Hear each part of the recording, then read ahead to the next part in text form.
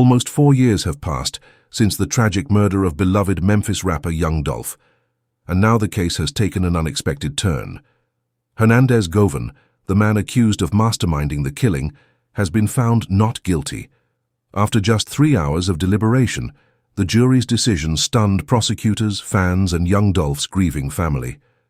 Once painted as the orchestrator of a cold and calculated hit, Govan left the courtroom a free man, hugging his defense team, visibly emotional, while those who loved Dolph were left reeling, searching for justice that still feels out of reach. This case has raised difficult questions. Was justice served, or did the system fail yet again?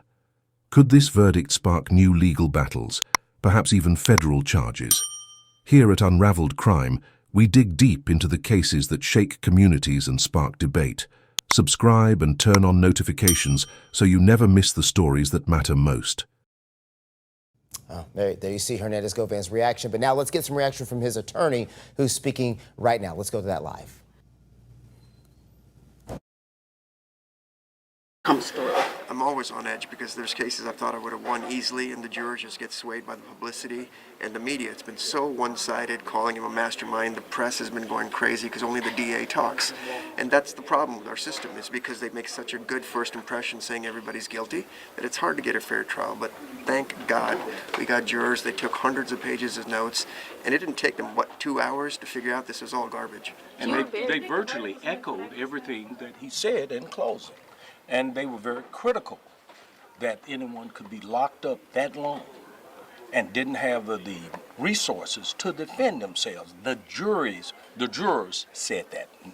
They echoed that, and the guy said, I am offended. I'm offended by this. And he said, and he was disappointed in Mulroy. And that's your elected official, that's my elected official, because I live here. And you just go and do something. You called that testimony that with Jesse Browning BS a joke. Why? Because it was. Half the stuff was just made up within a couple of days of this stuff, and they give us this mystical receipt that's never been in any of the police reports. The jurors didn't buy it for a second. The lead investigator, Dabney, was incredibly honest when he said these are the mistakes that we made, and then you call up somebody that's willing to do or say anything to clean up the case to get a conviction. You saw how they shaded off the phone records. Where are the text messages? Where's any of that from Justin Johnson to our client saying we're going to do something? I presented hundreds of text messages where he's threatening people, trying to go shoot people with others. Govan was never in on any of it. And the fact that you're still asking me these questions I find offensive, because it didn't happen.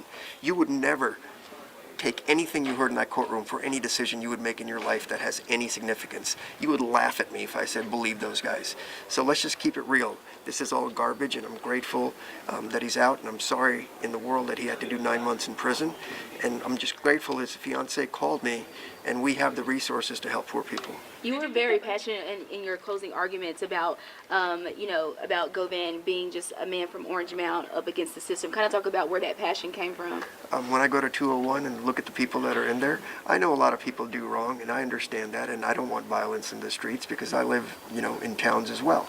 But it's just so wrong. If I can see it, there's no way a jury couldn't see it, and that's why it took, 2 hours to figure that out. I mean, obviously it would have probably been quicker had they not had to go through the evidence and do their job, but the fact that anybody in the press would say, oh, it was this or it was that, it was clearly flagrant, and I wish we'd be reported as this is what your justice is in Memphis. So if you're black and poor, you got a problem. So this was Mr. Govan, how do you feel? Mr. Rohr, this is pro bono. I was unclear with that. Yeah. Oh, it was okay. To finally have this stress taken off your shoulders. Yeah, and have my life back. What's the first thing you plan to do? Go hug my son. Mr. Govan, you haven't smiled all this week, but obviously you have a lot to smile about. Just tell me just about what you're feeling in right now. Like I said, it's kind of hard to explain the feeling of getting your life back, just from 12 people, so I'm just blessed, and I'm just ready to go see my son. What was going through your head when you were waiting for the verdict this morning? Nervousness, of course, it's natural, but I got a team around me that was very confident and supportive, so without them it wouldn't be no me. I just want to thank again Manny, Robert, Haley, Beth, Handel, Contrell, Leanne, and just everybody. that played a part in proving my innocence. You heard your attorney say if you're black and poor in Memphis, this is what happens. What would be your words of advice? Leave Memphis. Do you plan on leaving Memphis, sir? Of course. Was there any point throughout the week where you're like, you know what, I'm still nervous, prior to the verdict? Was there any point where it's like, I don't know which way it's going to go? I've been nervous for 4 years. How does it feel to be at the end of this 4-year journey that you've been on? It feels great. I just feel like I've been born again. I get a chance to restart my life and do some positive things. Do you think that this verdict will change how the court system is working here in Memphis? As corrupt as this system is, I doubt it.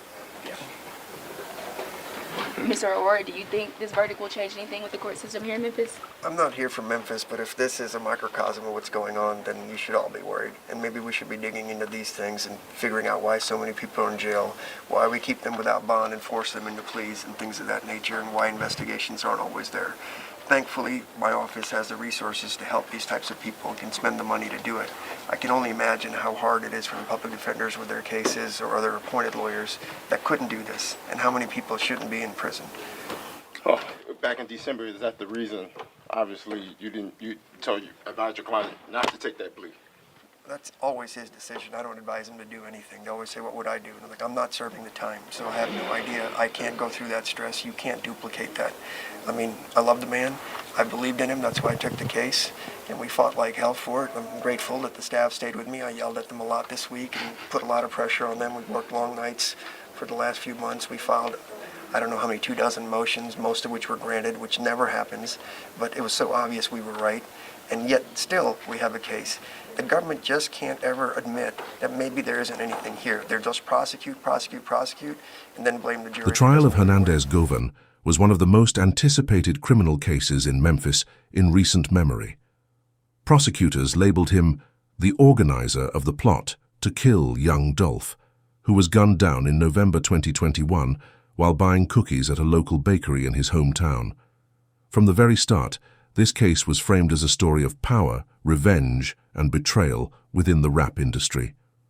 Prosecutors claimed that Govan wasn't the triggerman, but rather the one who set everything in motion, the man who ordered the hit. But in the end, a jury didn't buy it. On the day of the verdict, tension in the courtroom was electric. Judge Jennifer Mitchell warned the crowd, "If you cannot control your emotions, step out right now. We will not tolerate outbursts." Then the foreperson of the jury stood. Count 1, first-degree murder, not guilty. Count 2, conspiracy to commit first-degree murder, not guilty. Each juror was polled individually, confirming their decision. One by one they answered, "Yes, Your Honor, this is my verdict." And just like that, Hernandez Govan, once painted as the mastermind behind one of the most shocking celebrity killings of the decade, was cleared. Inside the courtroom, emotions spilled over. Hernandez Govan, who had been facing life in prison, hugged his attorneys tightly, at one point lifting one off the ground in sheer relief. His eyes brimmed with tears. For him, the nightmare was over. He walked in that morning not knowing if it would be his last day as a free man. He walked out smiling ear to ear, no longer accused, no longer burdened by the label of murder mastermind. So, what happened here? Prosecutors presented testimony for 2.5 days, arguing that Govan orchestrated the murder of young Dolph. Their star witness was Cornelius Smith, one of the admitted gunmen in the case, who had already testified in the conviction of Justin Johnson, the other shooter. But this time, the jury wasn't convinced. The defense presented their case in just about an hour. 1 hour, that's all it took. Yet apparently that was enough. The defense argued that there was simply no solid proof tying Govan to the crime, no clear evidence that he ordered the killing. And the jury agreed. This is where it gets even more shocking. Cornelius Smith, an admitted killer, was supposed to be the prosecution's most powerful weapon. He helped secure Justin Johnson's conviction. But in this trial with Govan, his testimony didn't land the same way. The jury wasn't swayed. In fact, his words may have worked against the prosecution, raising questions about his motives and credibility. And now, Smith's own fate is uncertain. Prosecutors had hinted at offering him a plea deal in exchange for testimony. But after this outcome, that deal may be off the table, or it could shift dramatically. This verdict has left Memphis and hip-hop fans everywhere divided. On one side, Govan's supporters see this as justice, an innocent man wrongly accused, finally walking free. On the other, young Dolph's fans and loved ones are left heartbroken, believing someone responsible for orchestrating his murder has escaped accountability. Let's put this in perspective. Young Dolph, whose real name was Adolph Thornton Jr., was more than just a rap star. He was a father, a mentor, and a businessman who gave back to his community. His murder shocked the hip-hop world and reignited conversations about violence in the music industry. To see the man once branded as the mastermind of that killing walk free, it's no wonder the courtroom was charged with emotion. While Govan celebrates his freedom, questions remain. Will prosecutors appeal or try to pursue new charges? Will Cornelia Smith's deal collapse? And most importantly, will young Dolph's family ever feel like justice was truly served? Right now, one fact is clear: Govan is free. But the case is far from over for everyone else still awaiting trial. Fox 13 bringing you breaking news. The jury has reached a verdict in the trial of Hernandez Govan. He is the man accused of organizing the murder of rap star Young Dolph almost 4 years ago. Yeah, that jury is being seated right now. Govan facing first-degree murder and conspiracy to commit first-degree murder in the death of rap star Young Dolph. As it turns out, this jury will have deliberated for right at 3 hours. A couple hours yesterday. It looks like about an hour or so today, and they have a verdict now. Just a moment ago, the judge, Jennifer Mitchell, told the courtroom that if you cannot control your emotions, you need to step out right now. She said, we absolutely will not tolerate any outbursts. So just setting the stage for people on either side who are in that courtroom, you got to keep it calm and cool. And there is Mr. Govan there standing between that man in the glasses and the woman there in the glasses to his left. Let's listen in. We, the jury, find the defendant Hernandez Govan not guilty in count 1 of the indictment.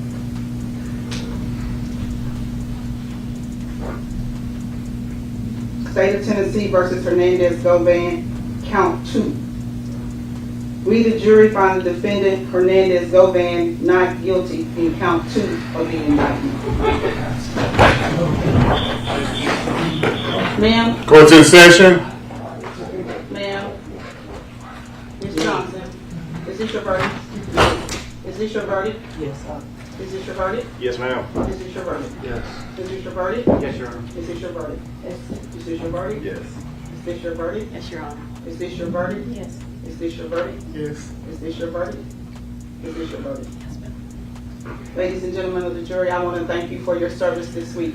You've done exactly what the court asked you to do, which was to sit, listen to all the proof, and come to a decision.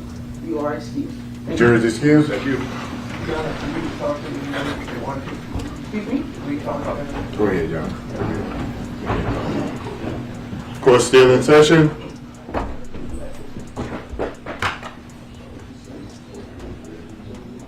Tearful, watching Hernandez Govan hug his attorneys, fight back tears, not guilty on both counts.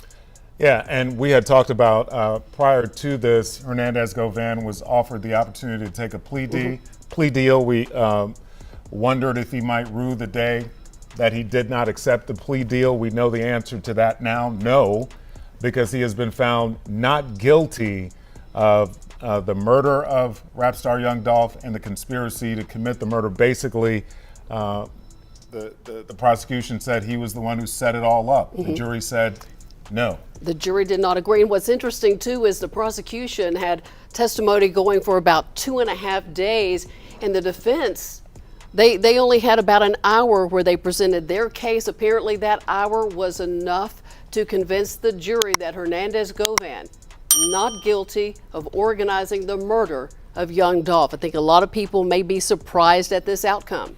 Yeah, surprising because there is a self-admitted killer who was the star witness, Cornelia Smith.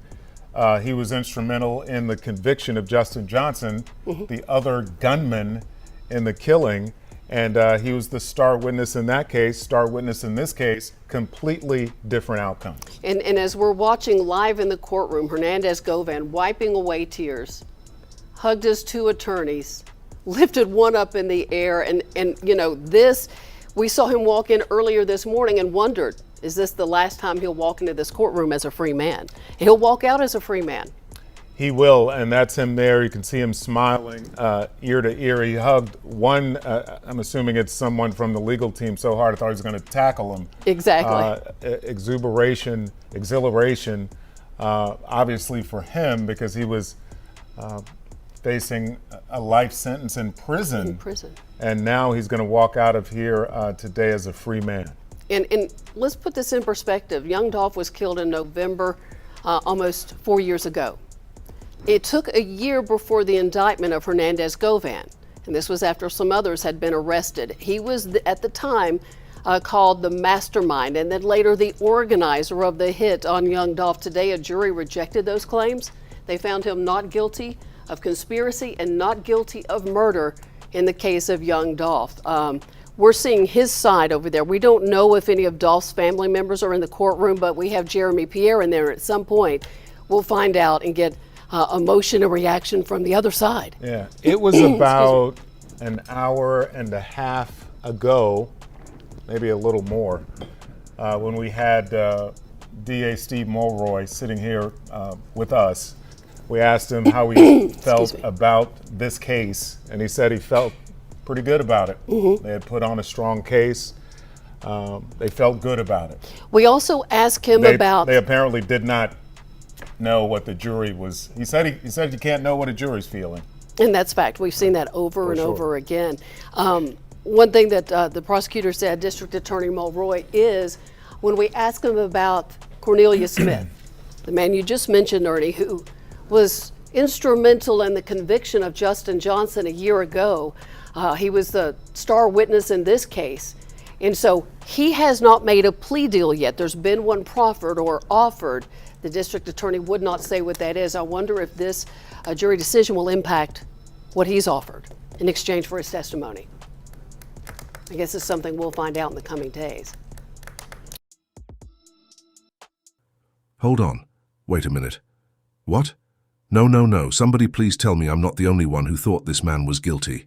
I mean, based on everything we've been seeing, based on all the evidence that was laid out, based on the testimony from his own co-defendant, based on the girlfriend's testimony, based on the phone records, the connections, how in the world does he walk out of court not guilty, and not guilty on everything? First-degree murder? Not guilty. Conspiracy to commit murder? Not guilty. Man, I don't even think his attorneys did that much work in his defense. From what I saw, they barely even put up a long case, and still, he walks out free. Now I get it. Memphis is a hard city. Memphis is gangster to the core. It's cold-blooded. But this right here, this feels like something different. This feels like a level of cold I didn't even think existed. I know I'm shocked. I know y'all are shocked. Ain't no way you saw that verdict come down and didn't shake your head. I had to pinch myself like, am I dreaming? But no, this ain't no dream. This is reality. Hernandez Govan, the man the state said organized the murder of young Dolph, just walked out free. And let's be real. If we start seeing jury members riding around Memphis in brand new Escalades, buying houses, taking luxury vacations, then we know exactly what time it is. I don't even need to say more than that, y'all know what I'm saying. But here's what eats me alive. What were they listening to in that jury room? What were they watching? How did 12 people sit in a room, review all the evidence, the testimony, the phone calls, the connections, and decide this man had nothing to do with it? His co-defendant Cornelius Smith, everybody calls him Cornbread, testified. He was right there. He admitted his role in the murder. He laid it all out. He said it was Govan who connected the dots, who was the link to everything. And the jury just said, nah, we don't believe him. Like what? They dismissed everything. The phone records linking Govan, the ties to CMG, the ties to Big Juk, the ties to Straight Drop, all those connections, just waved off like they didn't exist. That's a cold-blooded demonstration if I ever saw one. Now let me slow down and break it down. This is the American judicial system at work. And what I keep seeing over and over again is this. Money and influence tilt the scales. What looks one way on the streets often looks completely different in court. In my mind, based on the evidence, based on the connections, based on everything laid out, Govan had something to do with Dolph's murder. But the jury didn't see it that way. They tossed it out. Let's not act like those connections don't matter. His ties to CMG, his ties to Big Juke, his ties to Straight Drop, his ties to Cornbread. All of that was out in the open, and still the jury said, "We're not convinced." And speaking of CMG, I probably shouldn't even say too much here. Because if the rumors are true, if the whispers about money moving around are true, then we're talking about a different kind of power, a different kind of influence. If CMG has that kind of reach, then no wonder Yo Gotti walks around with the confidence he does. No wonder he puts certain things in his music unbothered. He knows the machine behind him is strong. But let's bring it back to Govan. He may have walked free in the eyes of the court, but let's be real. He can't live in Memphis anymore. If he has any sense at all, if he values his life, the first thing he should do is pack up and get out. Because while the jury might have said, "not guilty," the streets don't work like that. The streets don't recognize that verdict. The streets believe he had a role. And if the streets believe it, then he's in danger. Look at it this way. Before the trial even started, Govan himself admitted he'd been shot at multiple times. That was before. That was when the trial was just building up. If they were already targeting him back then, what do you think happens now? Now that he's free, now that people believe he beat the system, this verdict just poured gasoline on an already burning fire. If he stays in Memphis, I won't be surprised if the next headline we see is about him being shot. Because in the eyes of the people who loved Dolph, in the eyes of Paper Route Empire, in the eyes of Dolph's family, this verdict doesn't mean innocence. It means the system failed, and the streets, they'll be looking to correct that failure. And let's not forget, young Dolph's family is crushed right now. His kids, his partner, his parents, his cousins, his fans, everyone who looked to him as a leader, as someone who gave back to the community. They're sick right now. Sick with grief, sick with disbelief, sick with anger. Imagine being his child and seeing the man accused of organizing your father's murder walk free. Imagine the pain. But there's another layer to this too, the federal side. People keep saying it. Double jeopardy doesn't apply across jurisdictions. He was acquitted in state court, yes. But the feds can still step in, and if they do, it's a whole different ballgame. The feds don't play. They build cases brick by brick, piece by piece, and when they come to win. So don't think this is over. Not by a long shot. But I'll tell you this, the not guilty verdict has already changed the game. For CMG, for Yo Gotti, for anyone watching the whispers about a possible RICO case. On a state level, this verdict might have slowed that momentum down. But federally? Oh, the feds don't care what the state jury said. They can still dig, they can still connect dots, and they can still come back later with a whole different case. Until then, though, we're left here, shocked, confused, upset, and asking ourselves how in the world 12 jurors looked at all that evidence and said, "not guilty." This is the American way, y'all. Money moves mountains. Influence shapes outcomes. If you've got the resources, you can bend the scales. And I know I'm not the only one thinking about those jurors, because I'll say it again. If they start showing up in Escalades, in Bentleys, in new homes, if their lives suddenly look upgraded, then we already know the answer. We'll know what happened behind closed doors. Today is one of those days where justice feels slippery, where you can feel in your gut that something isn't right, but the official verdict tells you the opposite. And while Govan walks free, Dolph's family still sits in pain. His kids still don't have their father. His fans still don't have their leader. Paper Route Empire still doesn't have its foundation. And the streets are waiting. So yeah, I'm shocked. You're shocked. We're all shocked. But now the question becomes, what happens next? Does the federal government step in? Does the street deliver its own justice? Or does Govan really walk away from all this untouched? One thing's for sure, this ain't over. 4 years after young Dolph's murder, justice remains complicated. A high-profile suspect has been cleared, the admitted shooters are still facing consequences, and the community that loved Dolph is left with a verdict that feels unfinished. The image of Hernandez-Govan smiling and hugging his lawyers is one that will spark debates for months, maybe years, to come. Was this proof of a flawed prosecution, or proof that the system worked, that a man should not be convicted on shaky testimony alone? Either way, the story of young Dolph's murder is not done, and neither is our coverage. If this story moved you, take a moment to reflect on how fragile justice can be. One verdict, guilty or not guilty, can change everything for families, fans, and entire communities. We'd love your support. Like this video, subscribe to the channel, and turn on notifications. Together we can keep these stories alive and keep asking the hard questions that demand answers. We'll be back with another vital case, right here on Unraveled Crime.